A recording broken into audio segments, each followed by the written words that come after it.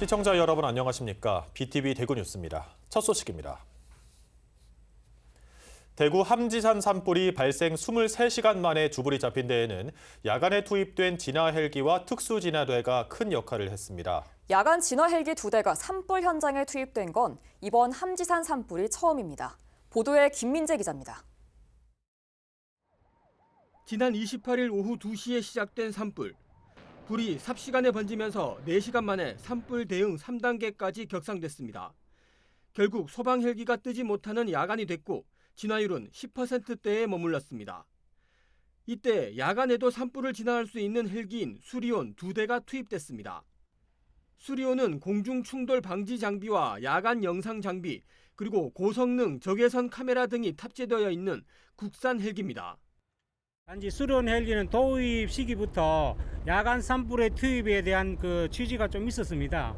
그거 관련해서 야간에 필요한 안전 장비, 또 조종사들의 안전 장비, 헬기에 장착되는 안전 장비들을 좀 갖추고 있다는 특징이 좀 있습니다. 수리온의 위력은 대단했습니다. 밤 8시부터 3시간 동안 산불 지연제를 비롯해 총 36,000리터의 물을 뿌렸습니다.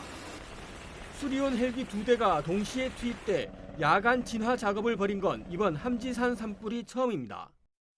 야간 비행이 가능한 수리온 헬기 2대를 투입하여 열화상 드론을 통한 화성 관측과 연계해 산불 지연제를 집중 투하하면서 민가로의 확산을 막는 큰 역할을 했습니다.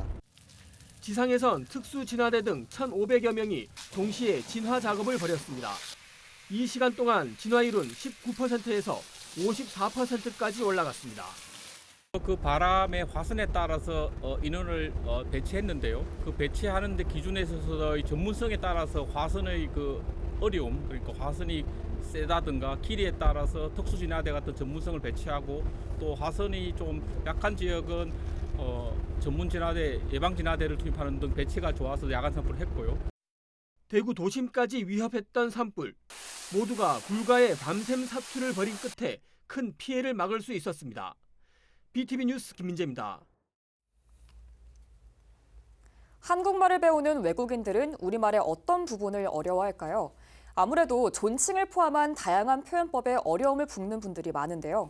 달서구 가족센터가 운영하는 다문화 가족 교류 소통 공간이 결혼 이민자와 그 가족을 대상으로 한국어 교육을 진행하고 있는데요.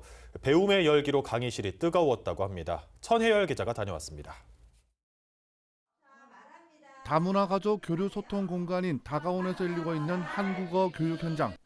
결혼 이민자 여성과 그 가족들이 한국어를 배우고 있습니다. 모국어와 비교해가면서 낯선 언어를 익히고 있는데 처음 접하는 한국말이 여간 어려운 일이 아닙니다. 처음에는 어려워요. 지금 어렵지만 재미있어요. 선생님도 잘 가르치고 친절해요. 지금은 재미있어요. 좋아요. 오늘은 한국에서 살면서 꼭 필요한 일상 속 언어들을 배우는 시간입니다. 수업에서 나온 형님이란 단어만 해도 우리말 형의 존칭이라는 의미를 이해하는 데 한참 걸렸는데 이 말이 남편 형의 아내를 부르는 말이라는 데서 고개를 갸웃거리기도 했습니다. 한국말은 원래 받침 있잖아요. 그 받침은 항상 바꿔야 돼요. 이 상황은 이렇게 바꿔야 돼요. 어떤 상황 다 바꿔요. 그래서 말하고 생각하고 생각 없으면 어려워요. 다가온에서는 초급반과 중급반으로 나눠 100여 명의 결혼 이민자들이 한국어를 배웁니다. 일주일에 2번씩 총 15주 과정으로 진행하고 있는데 10대부터 50대까지 10여 개 나라 다양한 연령대의 이방인들이 참여하고 있습니다. 다문화 가족 교류 소통 공간이 신당동으로 이전함에 따라서 시설 환경도 좋아지고 교육 환경도 좋아졌습니다. 특히 신당동은 결혼 이민자 여성분들이랑 다문화 가족분들이 많다 보니까 접근성이 좋아서 이용자분들이 많이 이용하고 계시는 편입니다. 다가오는 결혼 이민자를 위한 한국어 교육 이외에도 다문화 가족 자조 활동과 지역사회 통합 활동을 지원합니다. 결혼 이민자들이 낯선 이국 땅에서 안정적으로 정착하고 자립할 수 있는 토대를 마련해주고 있습니다. BTV 뉴스 천혜열입니다. 대구 간송미술관이 개관 이후 첫 번째 기획 전시인 화조 미감을 4월 30일부터 8월 3일까지 개최합니다.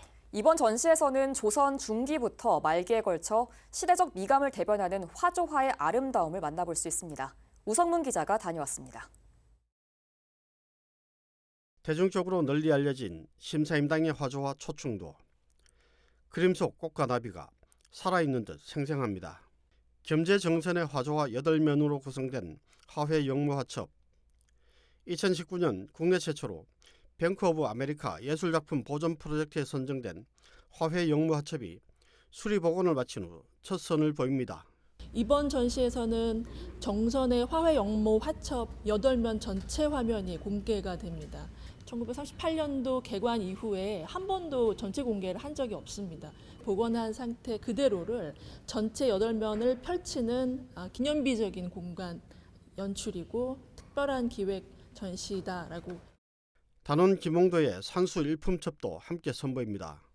진경 산수화로 뛰어난 업적을 남긴 겸재와 단원 두 거장은 화조화에서도 독보적인 성과를 남겼는데 한국적 정감을 담아낸 이들 작품은 진경화조로 불리기도 합니다.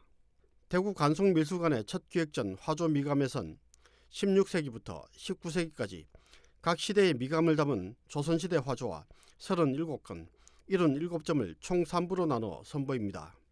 화조화를 통해 문인정신을 표현한 조선 중기와 세심한 관찰과 서정미로 황금기를 맞이한 조선 후기, 탄미적 미감이 반영된 조선 말기까지 각 시대를 대표하는 화가들의 다양한 작품을 만날 수 있습니다.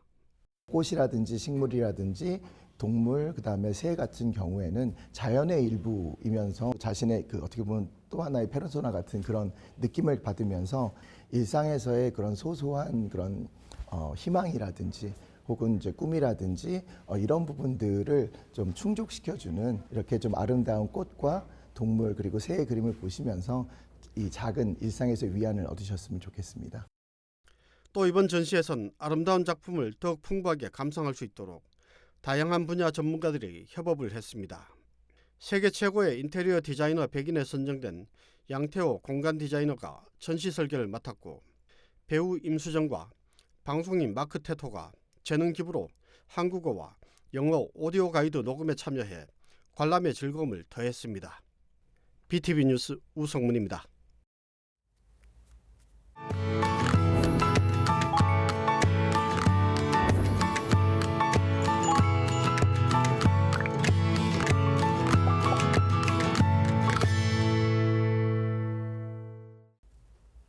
케이블 TV 공동기획 우리 동네 영웅 시간입니다. 어려운 이웃을 위해 무료로 연탄을 나눠주는 연탄은행은 강원도 원주에서 시작돼 이젠 매년 겨울 전국을 훈훈하게 달구고 있는데요. 그 주역인 원주 밥상공동체 복지재단은 27년간 사계절 내내 이웃을 가까이에서 돌보고 있습니다. 봄맞이 봉사 현장을 이다혜 기자가 함께 다녀왔습니다. 노부부가 사는 구도심의 한 주택. 노란 조끼를 입은 사람들이 찾아와 오랜만에 활기가 돕니다. 녹이 쓴 대문에 사포질을 한 뒤 페인트칠을 하고 너무 높이 자란 나무는 가지치기에 낡은 집을 단장합니다. 대문도 걱정거리 있었지 하려고 그러는데 걱정거리 있고 또 뭐 방에 이런 것도 다 하려면 힘들어가지고 못하고 그래 있어서 그러니까 오늘 해주니까 좀 감사합니다. 원주 밥상공동체 복지재단과 한국관광공사는 해마다 봄맞이 구도심 집수리 공사를 펼치고 있습니다. 밥상공동체는 공공기관의 사회공헌 활동이 이웃에게 실질적인 도움이 되도록 연결하는 역할을 합니다. 밥상공동체에서는 이렇게 이제 원도심에 살고 계시는 어르신들의 어떤 그 주거 환경의 어려운 부분이 어떤 점이 있는지 속속들이 이렇게 이제 아실 수가 있어서 저희들이 이제 도움 드릴 때 그런 꼭 필요한 부분들을 이렇게 도움 드릴 수가 있고. 그 시각 밥상공동체 종합사회복지관이 운영하는 무료급식소에선 점심 식사가 시작됩니다. 따뜻한 밥과 영양을 더한 반찬에 살뜰히 안부 인사를 전하는 국제선을 어르신들은 살아갈 힘을 얻습니다. 27년간 매일 한결같이 이웃에게 밥 한 끼 대접하는 일을 멈출 수 없는 이유입니다. 구조조정으로 인해서 실직자가 생기고 또 그로 인해서 이제 거리의 노숙자가 이분들한테 좀 먹거리를 좀 제공을 좀 잘 하고 또 그래서 그 제한할 수 있는 발판을 좀 만들어 가자 해서 원주 시민운동으로 이제 98년도에 해가 갈수록 더욱 혹독하고 길어지는 겨울. 난방비 걱정에 더욱 움츠러드는 에너지 취약층에 연탄을 배달하는 것도 밥상 공동체의 몫입니다. 어려운 이웃을 대신해 지역사회 곳곳에 도움을 청하고 모금하는 일부터 골목골목 손수레를 끌고 연탄 창고를 채우는 일까지 복지 현장 최일선에서 다양한 역할을 수행하는 사회복지사들의 봄, 여름, 가을, 겨울은 숨가쁘게 흘러갑니다. 다리가 많이 불편하셔서 외부로 이동이 어려우셨거든요. 근데 봄에 꽃피는 장면을 꼭 보고 싶다고 하셔가지고 저희와 같이 보시면서 되게 행복해하시는 모습이 기억이 납니다. 밥상 공동체가 지난 27년간 나눈 연탄은 830만 장, 무료 급식을 제공한 인원은 143만 명에 이릅니다. 밥상 공동체가 나눈 밥과 연탄만큼 지역사회 곳곳에 온기가 더해지고 있습니다. 헬로티비 뉴스 이다혜입니다. 대한민국으로 들어오는 마약이 그 종류도 양도 상상을 초월하고 있습니다. 특히 우리나라의 관문인 인천항을 통해서도 밀반입되는 마약의 양이 계속 늘고 있는데요. 세관에서는 마약 탐지견과 함께 단속의 최전선에서 활동하고 있습니다. 구혜희 기자가 취재했습니다. 대형 물류 창고를 레브라도 리트리버 한 마리가 정신없이 돌아다닙니다. 물품 사이사이 냄새를 맡기도 하고 높게 쌓인 상자에 올라가 살피기도 합니다. 인천 본부 세관에서 마약 탐지견으로 활동하는 루카입니다. 올해로 한 살이 된 마약 탐지견 루카인데요. 인천항으로 들어오는 모든 물품에 대한 마약 탐지를 담당하고 있습니다. 인천 본부 세관은 루카와 함께 3살짜리 이프라는 마약 탐지견 2마리를 보유하고 있습니다. 이프와 루카는 관세청 탐지견 훈련센터에서 생후 12개월까지 집중력과 후각 등의 테스트를 통과한 뒤 최종 선발된 우수 탐지견입니다. 어떻게 보면 아이들 차근차근 그 단계를 밟아 나가는 것처럼 저 루카도 좀 단계별로 해서 조금 천천히 탐지하는 쪽으로 이렇게 좀 그렇게 한번 훈련을 좀 시켜보고 있고요. 코로나19 이후 인천항을 통해 입국하는 외국인 수는 300% 이상, 반입되는 특송화물도 매년 50% 수준으로 증가하면서 마약 반입 가능성도 커졌습니다. 실제 지난 2023년까지 인천항을 통해 적발된 마약 건수는 0건. 지난해부터 적발이 시작되다가 올해는 벌써 지난해의 단속 건수를 넘어섰습니다. 적발된 양만 20만 명 이상이 동시 투약 가능한 양입니다. 특히 최근엔 마약 성분이 함유된 의약품 적발이 큰 폭으로 늘어났습니다. 마약 성분이 함유된 의약품들이 조금 많이 적발되는 사례가 있습니다. 대부분 이제 마약 성분이 들어가는지 모르고 반입하시는 경우가 많은데 좀 불법적으로 마약류를 유통하기 위해서 들어오시는 분들도 있어서 반입 의도나 수량에 따라서 마약사범으로 처벌될 수 있습니다. 전국 9개 공항만 세관에서 활동하는 마약 탐지견의 수는 모두 41마리. 관세청은 지속적인 자체 훈련을 개발하고 마약 탐지견의 역량 강화에 힘쓰겠다고 밝혔습니다. BTV 뉴스 구혜입니다. 지난해 인천에서 발생한 특수교사 사망 사건 발생 6개월이 지났지만 구체적인 진상조사는 여전히 진행 중입니다. 시교육청은 조사 범위가 예상보다 넓어졌다고 해명했지만 교사 노조는 결과 발표 지연에 강하게 반발하고 있습니다. 보도에 김지영 기자입니다.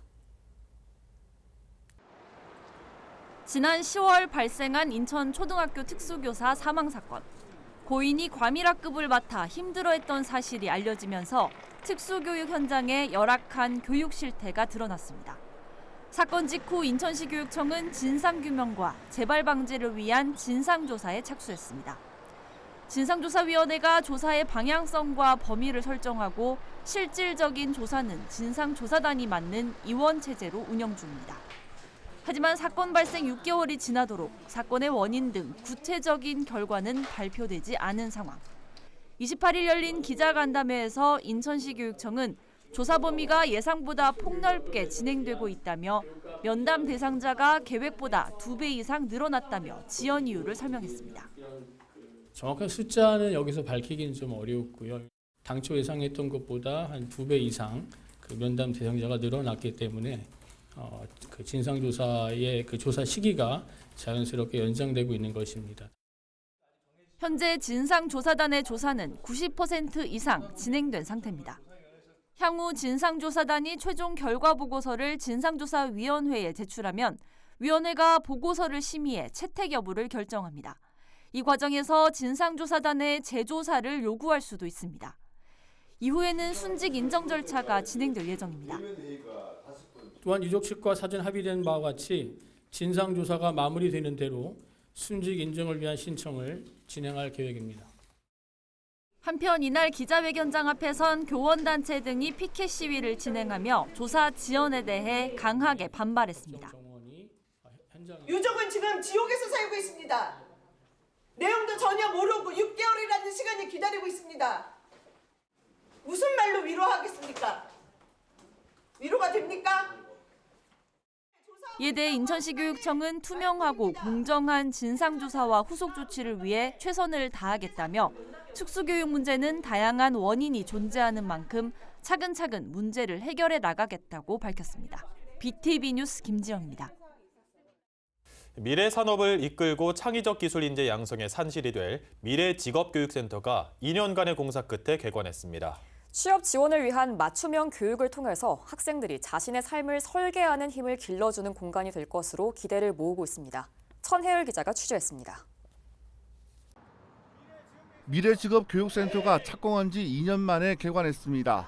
빠르게 변화하는 직업 세계에 맞춰 미래를 선도하는 창의적인 기술 인재 양성을 위한 실천형 교육 공간입니다. 신산업 기술을 직접 체험하고 진로를 설계하는 지역 거점 역할을 하게 될 전망입니다. 우리 아이들은 지금 우리가 제공하는 교육으로 미래를 제대로 살아갈 수 있을까? 저희가 미래를 곧바로 드릴 수는 없습니다. 하지만 역량을 잘 길러준다면 우리 아이들은 스스로 그 길을 찾아갈 거라고 저는 확신합니다. 미래직업교육센터는 대구 공업고등학교 내 공동실습소와 도제교육센터 건물을 활용해 총 3개관으로 조성됐습니다. 1관은 스마트 팩토리와 인공지능 AI관으로 스마트 팩토리와 AI, 빅데이터 분야의 직업계고 학점제 공동교육과정 운영을 위한 장비와 실습실, AI 체험존, 코딩랩, 스마트랩 등으로 채워졌습니다. 2관은 신산업과 신기술로 대표되는 4차 산업체험관으로 로봇공학, 드론, 바이오테크, 메타버스, VR, AR 콘텐츠 등 미래 산업과 직결된 첨단 기술을 중심으로 구성된 체험 프로그램을 제공하는 공간입니다. 3관은 진로 탐색과 자기 성장과 관련된 학교 진로관입니다. 학생들이 자기 이해를 바탕으로 진로를 구체화할 수 있도록 돕는 다양한 콘텐츠가 마련돼 있어 진로 상담, 직업 적성 검사, 모의 면접과 이력서 작성 교육처럼 실제 직업을 결정하거나 진로를 설계하는 데 필요한 실전형 프로그램을 운영합니다. 학생들이 다양한 센서, 협동 로봇, OPCUA, 기반 통신 기술 등을 활용하며 스마트 공장의 작동 원리를 학습하고 창의적 문제 해결 능력, 리더십, 협업 능력을 배우면서 미래의 창업과 혁신 인재로 성장할 수 있는 기업가 정신을 접할 수 있어 좋은 것 같습니다. 미래직업교육센터는 취업 지원을 위한 맞춤형 교육이나 직업계고 공동교육과정에 필요한 학생들의 요구를 그대로 반영하고 있습니다. 대구시 교육청은 미래직업교육센터가 진로 체험을 넘어 학생 스스로 자신의 삶을 설계하는 힘을 기를 수 있는 공간이 되길 기대하고 있습니다. BTV 뉴스 천혜열입니다.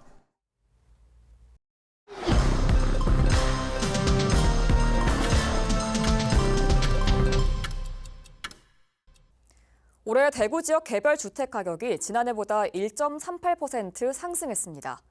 대구시는 지역 개발 기대와 교통 여건 개선 등으로 개별 주택 가격 산정의 기준이 되는 표준주택 공시 가격이 상승한 데 따른 것으로 분석했습니다. 각 구군별로 보면 군위군이 신공항 건설에 대한 기대감으로 3.74% 올라 가장 높은 상승률을 보였고, 이어 수성구 2.16%, 중구 1.62% 순이었습니다. 최고가 주택은 수성구 수성동의 단독주택으로 29억 8,500만 원이며 최저가는 군위군 3국 유사면 소재주택으로 198만 원입니다. 계명대학교 대구 동산병원이 대구시 공공어린이 재활의료센터를 열고 5월부터 본격적인 운영에 들어갑니다. 대구시 공공어린이 재활의료센터는 대구 경북 지역의 어린이들을 위한 맞춤형 재활치료 서비스를 제공하기 위해 설립됐습니다. 로봇 보행치료기 등 76종의 최신 의료장비를 도입했고 물리 작업, 언어 인지, 로봇 재활 치료실 등의 치료 공간에서 다양한 공공 재활 프로그램을 운영합니다. 디지스트 전기전자 컴퓨터공학과 권혁준 교수 연구팀이 사람 코처럼 향기를 구분하고 인공지능으로 분석할 수 있는 차세대 AI 전자 코를 개발했습니다. 이 기술은 향기 성분을 전기 신호로 바꾸고 AI가 그 패턴을 학습해서 냄새를 구분하는 방식으로 헬스케어, 화장품 산업, 환경 감시 등 다양한 분야에 활용할 수 있습니다. 연구 성과는 세계적인 학술지 ACS 나노의 표지 논문으로 선정됐으며 제31회 삼성 휴면테크 논문 대상 동상을 수상했습니다. 대구지방보훈청은 방복 80주년을 기념해 815명이 참여하는 콘서트를 준비했습니다. 콘서트는 오는 3일 두류공원에서 열리며 광복절 T100을 맞아 전 세대를 아우른 합창 공연으로 광복의 의미를 되새기고자 마련됐습니다. 남구청은 페보드 블럭을 재활용해 골목길 정비 사업을 시작합니다. 상반기 내 수요 조사를 통해 8개 골목길 총 480제곱미터를 시범적으로 정비하고 이후 점차 사업을 확대할 예정입니다. 달성군은 주민들의 편의를 위해 종합소득세와 개인지방소득세를 합동신고센터에서 처리합니다. 전문 인력이 신고 방법을 안내하고 서로 작성부터 제출까지 지원해 납세자들의 편리한 세금 신고를 돕고자 합니다. 달서구에서 달콤한 달서 연애 및 결혼 이야기 공모전을 개최합니다. 이 공모전은 시민들의 설레는 연애 이야기나 예비 부부의 프로포즈 사연을 모집하는 행사입니다. 참가를 원하는 분들은 관련 사연을 달서구 홈페이지에 제출하면 됩니다. 심사를 통과한 우수자에게는 모바일 상품권이 증정됩니다. 이상 간추린 소식입니다. 함지산 산불로 다들 걱정이 많으시죠? 이번 주말부터 시작되는 황금 연휴에 또 한 번 이 산불 위험도가 최고조에 달한다고 하니까요. 불씨 관리와 안전에 각별히 유의하시길 바랍니다. 이상으로 뉴스를 마칩니다. 저희는 시청자에게 힘이 되는 소식으로 다시 찾아뵙겠습니다.